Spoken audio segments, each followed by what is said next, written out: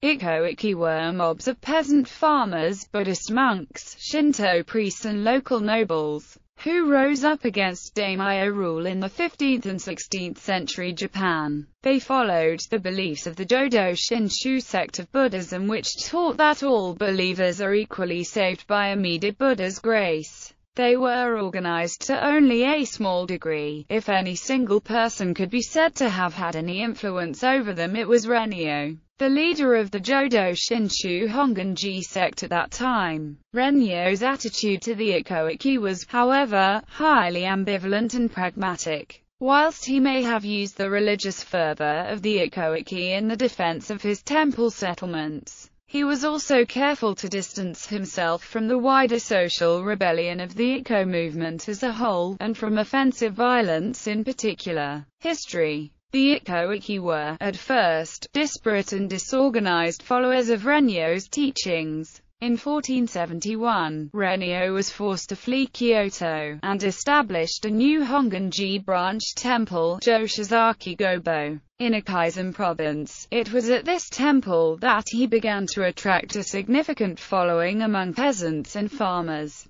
The year 1488 brought the first violent uprising, the first major organized action on the part of the Ikkō-ikki. They overthrew the governor of Kaga province and took control of it for themselves. This represented the first time in Japanese history that a group of commoners ruled a province. Rennyo was a pacifist and taught pacifism. He advocated self-defense only as a guard against the particularly tumultuous times in which he lived. Daimyo, samurai warlords, fought one another for territory nearly constantly, across the entire country. Rennyo thus saw to it that the temples of his sect were fortified and defended from attackers. Though it was his charismatic leadership and populist teachings that inspired the fervor which powered the Ikkō-ikki uprisings, he never advocated or supported them. The uprisings continued nevertheless, past Rennyo's death in 1499, and the subsect of Jodo Shinshu that he had founded spread as well. They established themselves in fortresses at Ishiyama Honganji, just outside Osaka, and in Nagashima, on the borders of Owari and Aizu provinces, and in a series of temples in Mikawa province as well. Towards the end of the 16th century, however, the growing numbers and strength caught the attention and concern of the great samurai leaders of the time. Tokugawa Ieyasu worried that Sohei of Mikawa province would rise up and seize the province. In 1564, his forces, with the help of Jodoshu Sohei, defeated the Mikawa Ikkō-ikki in the Battle of Azuki-Zika.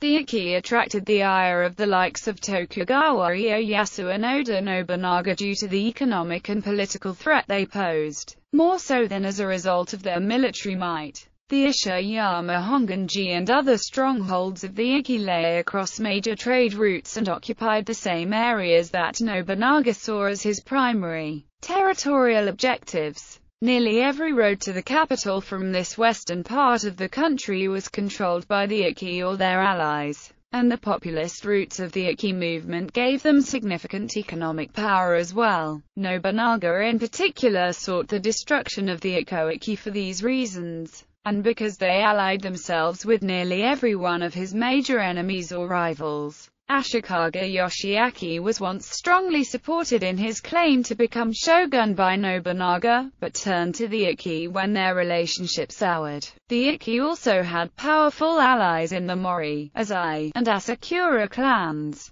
The Ishiyama Honganji and Nagashima fortresses were therefore besieged and destroyed by the forces of Oda Nobunaga. After several failed attempts at seizing each emplacement, he eventually succeeded. In the 1580s, the last of the Ikkō-ikki courted Toyotomi Hideyoshi, and fought alongside his forces against warrior monks of other sects. Weapons, training, and lifestyle. The Ikkō-ikki bands of the 16th century, due largely to their origins as countryside mobs, used quite varied armor and armament. Many wore the more traditional monk robes, with varying degrees and types of armor. Some wore various sorts of helmets, while others opted for the straw hat and cloak of a peasant. Naginata remained very common, along with a variety of swords and daggers, and a limited number of arquebuses. Finally, while not truly armor nor armament, a very common item wielded by the mobs of Ikkō-ikki monk warriors was a banner with a Buddhist slogan written upon it. Some of the more common slogans included the Nembutsu chant, homage to Amida Buddha, and renounce this defiled world and attain the Pure Land. Shin Buddhism was persecuted in response to the Ikkō-ikki, which caused the formation of Kakyu Nenbutsu secret societies.